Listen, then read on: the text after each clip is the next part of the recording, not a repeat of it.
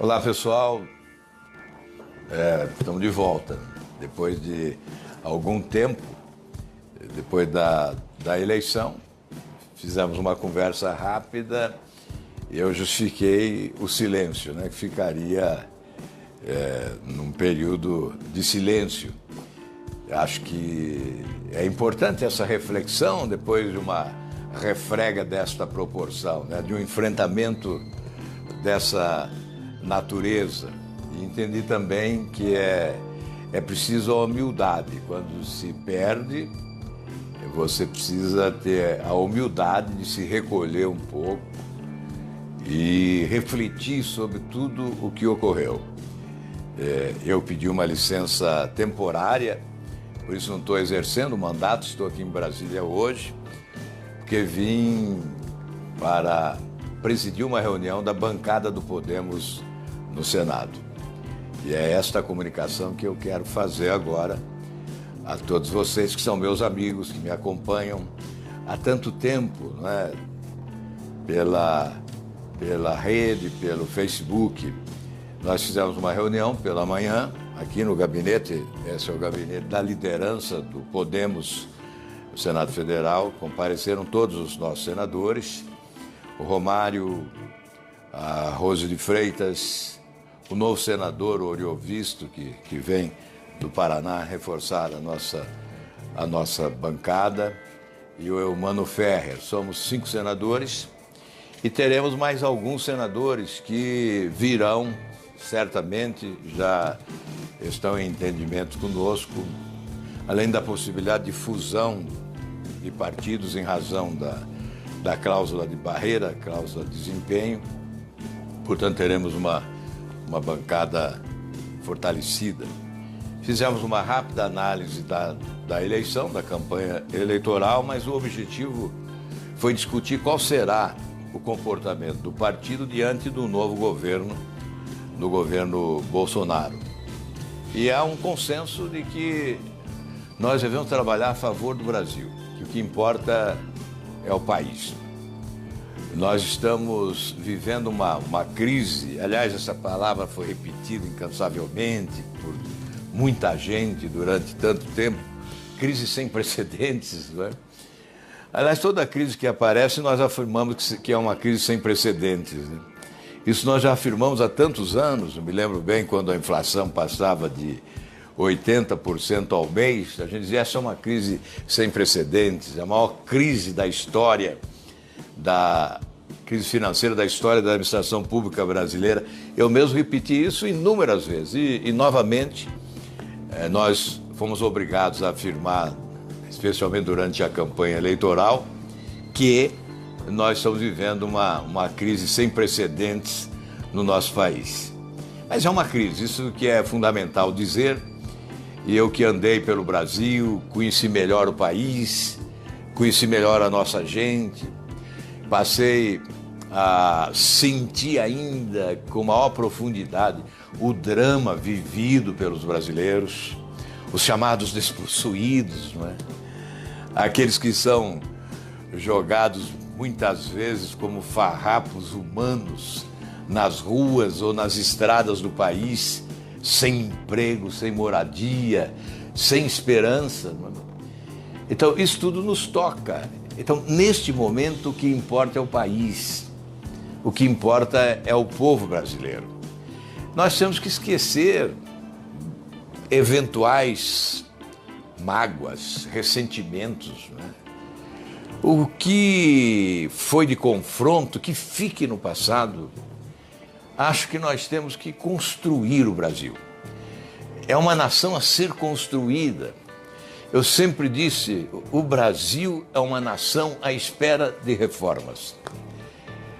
Hoje nós podemos dizer, o Brasil é um país que pode se tornar uma nação, uma grande nação. E eu vejo algumas pessoas que dizem, você não devia ter falado em refundação da República porque ninguém entendeu isso. Mas eu ouço muita gente dizendo, olha, continue lutando pela refundação da República. Na verdade, a elite se acostumou a subestimar a inteligência das pessoas mais simples, das pessoas mais humildes. afirmam sempre que elas não entendem, elas não sabem o que é refundação da República, sabem muito bem o que é refundação da República. Como diziam, você fala em sistema de governo, o povo não sabe o que é sistema. Olha, o povo sabe até o que é sistema de jogo no futebol, sistema tático, né? As pessoas subestimam, e eu jamais subestimei quem quer que seja.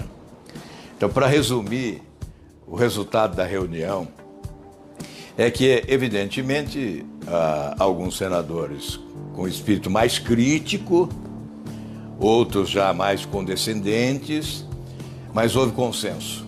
Nós devemos apoiar o governo Bolsonaro neste início de trabalho, pensando nas reformas necessárias para melhorar o Brasil, pensando na população do país, imaginando que a vida pode ser melhor para todos os brasileiros.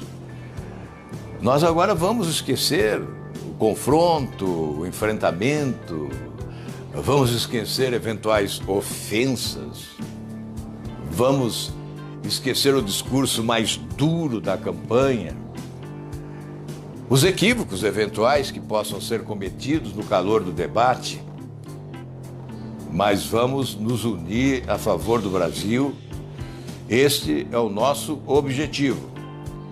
Enquanto o governo estiver caminhando no caminho da correção, da justiça, do equilíbrio, enquanto estiver caminhando no caminho que busca o desenvolvimento sem deixar ninguém para trás, como nós dizíamos na campanha, enquanto o governo estiver no caminho que ofereça perspectiva de geração de emprego, de saúde melhor, serviço de saúde pública mais adequado, de escola mais competente, de segurança que ofereça tranquilidade às famílias, de geração de emprego que ofereça oportunidades. Enquanto o governo estiver caminhando na direção da eliminação das desigualdades sociais, que é o grande drama desse país, nós estaremos ao lado do governo. Obviamente, se houver equívoco, nós apontaremos. Se houver erro, nós indicaremos. A nosso juízo, ninguém é dono da verdade. Se os projetos forem corretos, serão por nós defendidos. Se eles forem incorretos, serão por nós rejeitados. Mas o apoio institucional da bancada do Podemos no Senado Federal é para dar condições de governabilidade ao governo que se iniciará no dia 1º de janeiro de 2019. Já liguei há pouco ao presidente Bolsonaro e já anunciei a ele esta posição. Ele que virá a Brasília na próxima terça-feira e pretende fazer uma visita aqui ao Senado Federal. O que importa nesta transmissão ao vivo a todos os brasileiros é anunciar não a minha posição pessoal, mas a posição que reflete a vontade consensual da bancada do Podemos no Senado, e sou porta-voz desta vontade, deste consenso. Eu continuarei ainda licenciado temporariamente das atividades no plenário do Senado Federal, exatamente por entender que nesse momento eu devo falar menos, pensar mais e me preparar para o futuro que virá a partir de 1º de janeiro, recuperando o entusiasmo e a energia, porque é natural que depois de uma frustração eleitoral, isso é humano, não é? Obviamente todos entendem isso, há esse recuo até por uma questão de formação. Eu digo sempre que, embora alguns pensem que eu não sou humilde, mas eu sou de formação roceira.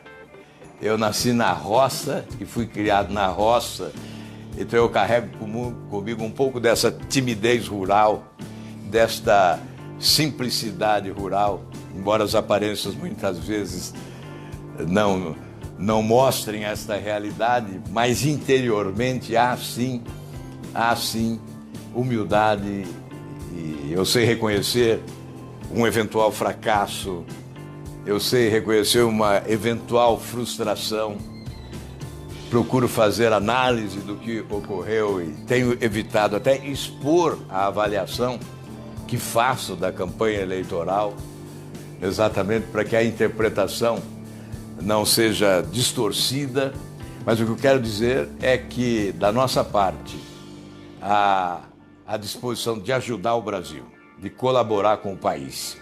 Vocês sabem, eu terei mais 4 anos de mandato aqui no Senado Federal e exercerei esse mandato com a dignidade que me trouxe até aqui, e com ela eu irei embora, o dia que tiver que ir embora.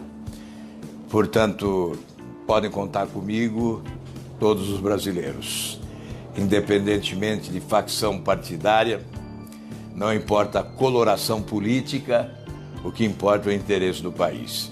É o respeito à diversidade, é o respeito às opiniões discordantes, às posições de natureza política divergentes, né?